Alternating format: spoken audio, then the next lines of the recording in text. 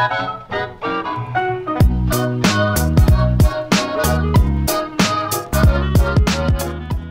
is going on, everyone? Nero again. Here for you, some Call of Duty Black Ops 2 playing some Domination. It's time to map Nuketown 2025 in this week's episode of Dear Nero, a weekly series here on my channel where you guys send me in fan mail, fan questions if you will. I feel as though it's a good question, an entertaining question, a question that may entertain the masses.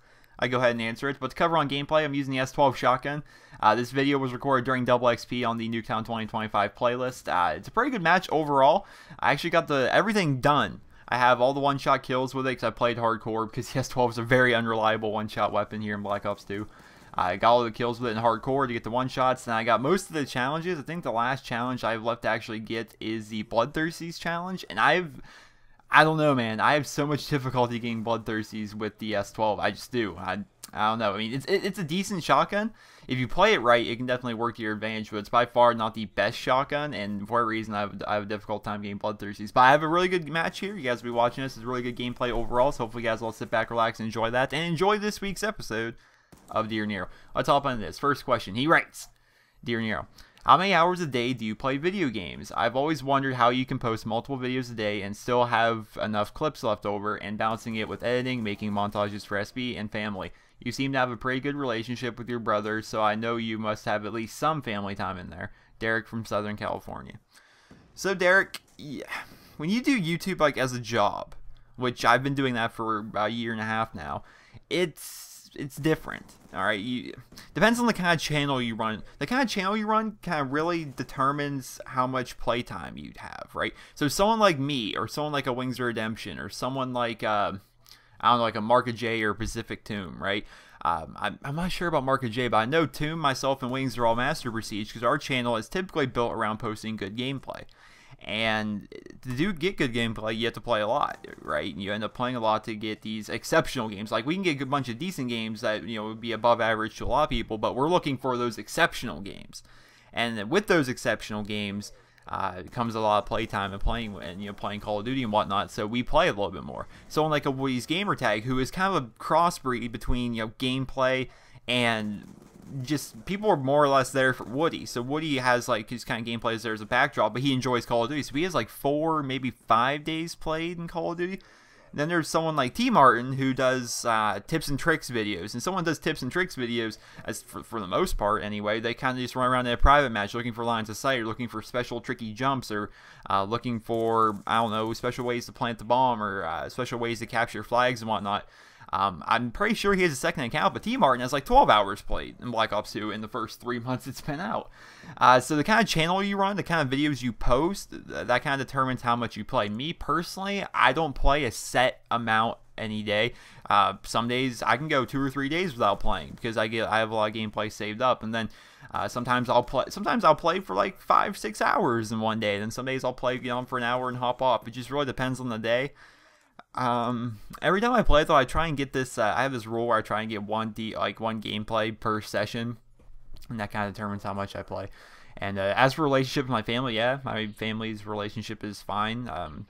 I don't miss anything because I play video games or anything like that. I'm just I lead a normal life. I just so happen to do YouTube as well. But hopefully that answers your question. Next question, he writes, Dear Nero, do you like hockey and or football, and if so, what are your favorite teams? Sincerely, John from Pennsylvania. So when he says football, I know there's different parts of the world here. When he says football, I'm assuming he means American football. And let's cover this. I don't like hockey. I don't know. I used to be somewhat into. I used to be really into hockey actually. Then I kind of like just got bored of it. I used to like the Toronto Maple Leafs back when they had Matt Sundin, Darcy Tucker, Nikolai Antropov. Trying to think of all the people. Thomas Caberlet. Vesa Toskala was their goalie back then. I can't remember all the players like off the top of my head. It's been, you know, if you're a hockey fan, you can remember any of those players I just named off. That was like 2007, 2008, maybe somewhere in that time frame. Was when I actually paid attention to hockey. Since then, I couldn't name 2 players that played for Toronto anymore. I just don't pay attention to hockey. As for football, I like the Cleveland Browns. I live in a town that's like 2 hours away from Pittsburgh. I live in Pennsylvania, mind you. And we're also about 2 hours away from Cleveland. Like, we're kind of like right in the middle between Cleveland and Pittsburgh. And everyone from my town is either a Brown or a Steelers fan. And everyone for the most part, I'm going to say probably 70-80% of the people in my town are Steeler fans, and they are obnoxious. I hate Steeler fans. They're so obnoxious.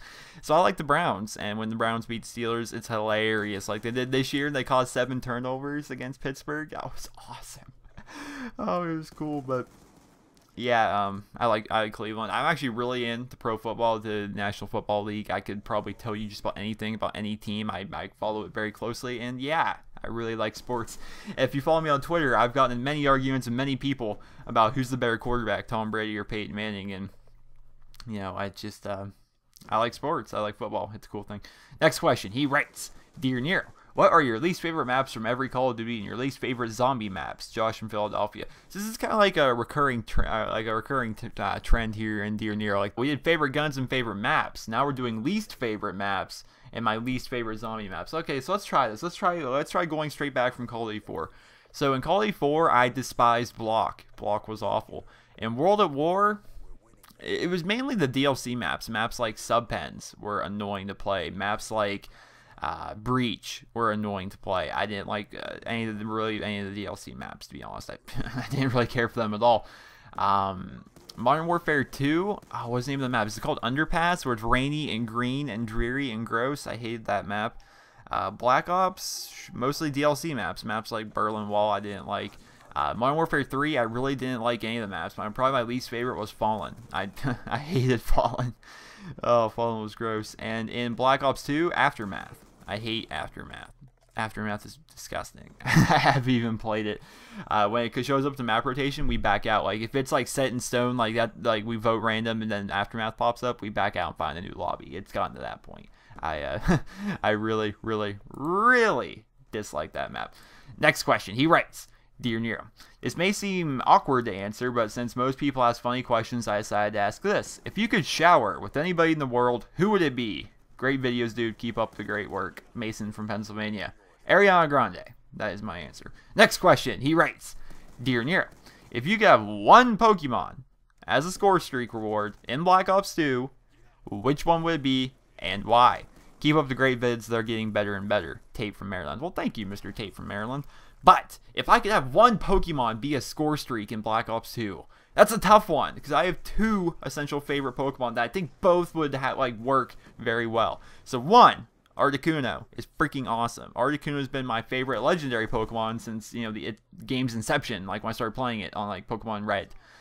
Articuno is awesome. It's I picture Articuno as a girl, but I'm gonna say he. He's very strong. It's very strong. He knows ice moves. He could freeze the enemies. How funny would that be? They just get frozen, then you just walk up and shoot them and make them explode.